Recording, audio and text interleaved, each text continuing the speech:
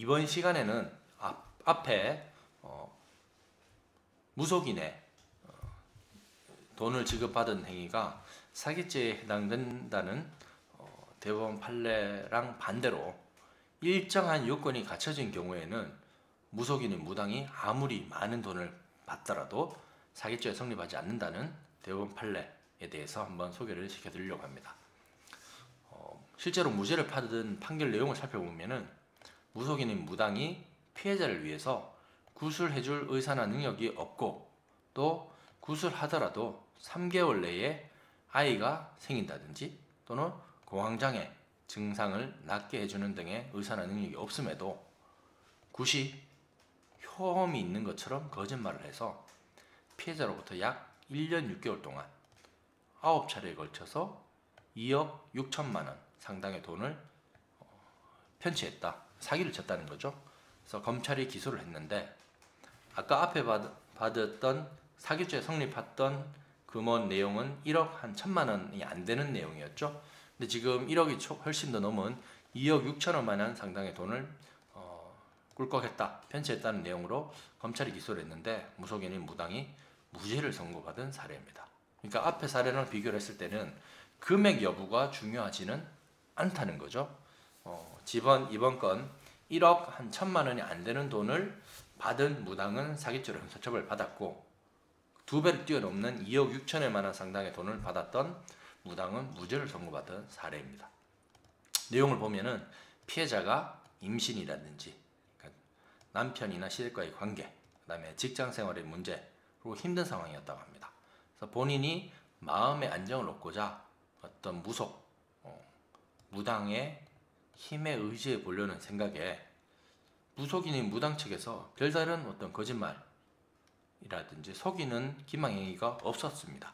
그럼에도 불구하고 피해자가 먼저 계속해서 무속인인 무당에게 어떤 점을 봐달라 또는 구술해달라 무속행위를 부탁을 하고 그 과정에서 자연스럽게 무속인인 무당이 그럼 무속행위를 해봐라 구술해봐라 라고 제안을 해서 자진해서 피해자가 응했을 가능성이 있다. 그리고 무속인인 무당이 피해자로부터 받은 굿값이라는 명목의 돈이 금액 자체가 어떤 다른 고객들하고 받은 굿값 등과 비교했을 때 현저하게 고액도 아니었고 그 횟수 자체도 무당이 피해자를 속여서 돈을 뜯어낼 의도로 굿을 너무 자주 시행한 것이라고 단정하기 어렵다 라고 하면은 이 무당이 진정으로 무속행위를 할 의사가 없었다고 보기는 어렵다는 거죠. 있었다는 거죠. 그리고 무당 자신도 그 효과를 믿지 아니하면서 효과가 있는 것처럼 가장 속여서 부정의 이익을 취했다고 보기는 어렵다는 결론이었습니다. 그리고 그것이 통상의 범주를 벗어나서 재산상 이득을 취할 목적으로 무속행위를 가정해서 피해자를 적극적으로 기망함으로써 돈을 꿀꺽했다라고 보기는 어렵다고 봐서 무죄를 선고를 한 사례가 실제로 있다는 겁니다. 그래서 이제 무속인인 무당들도 법을 좀 알아야 된다는 겁니다. 그래서 법 공부도 하고 또 점도 봐주고 굿도 하고 기도를 해라. 무속인인 무당이라는 이 직업 자체도 굉장히 고달프다라는 생각이 들었던 그런 사례가 있었는데요. 제 주변에도 저랑 가까운 분들 중에 점을 보고 왔다, 점 보는 걸 좋아한다 라고 하는 많은 분들이 있는데요. 요즘 이제 그 점을 보는 비용 자체도 다양한 것 같습니다. 지방은 3만 원부터 시작해서 수도권은 5만 원, 그리고 굉장히 유명하신 분들은 10만 원부터 시작하시는 분들이 물론 인당이지만은 많은데요. 결국은 본인의 어떤 마음에 또는 현재 겪고 있는 근심거리들을 누군가에게 털어놓기 위한 어떤 상담을 받기 위한 목적일 테고요. 그러기 위한 금액으로 그 정도 금액이 효과가 있는지 여부에 대해서는 각자가 생각이 다르실 테니까 차치하더라도 그렇게 지나치게 고액이라는 생각 들지 않고요. 점삽이나 이런 것들은 금액 자체가 그렇게 낮기 때문에 그렇다 치더라도 기도비 수백만 원에 해당하는 기도비, 그리고 굿값 수천만 원에 해당하는 굿값, 이런 것들이 보통 문제가 되고요. 지금 제가 그 전에 말씀드린 것처럼 72억이라는 큰 돈을 2년에 걸쳐서 받았던 이 무속인 같은 경우에는 제가 생각하더라도 어떤 보통의 사회상규라든지 처리되는 어떤 관행 등을 봤을 때도 너무 고액이죠. 72억이라는 돈은.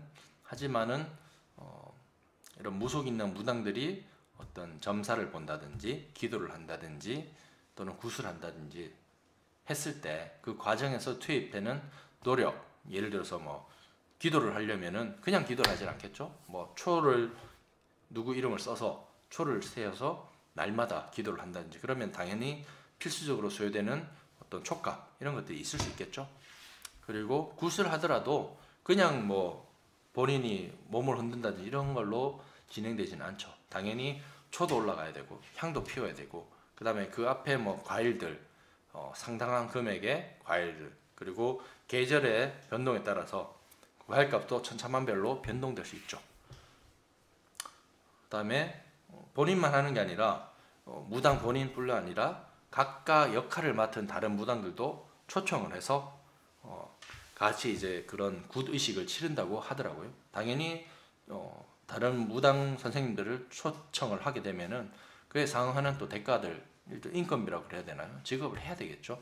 그래서 그게 뭐 한두 명이 아니기 때문에 많은 인건비가 들 수밖에 없다. 뭐 수천만 원 이상 든다는 거죠. 그래서 굿값은 당연히 금액이 커질 수밖에 없다는 분이 인정을 하더라도 이게 어떤 경우는 사기죄가 되고 어떤 경우는 사기죄에서 자유로울 수 있다는 부분이 있기 때문에 우리 판결문 대법원 판결의 내용들을 서로 비교해 가면서 우리 무당 선생님들도 한번 법을 좀 아셔야 되겠다라는 말씀을 드리고 싶네요.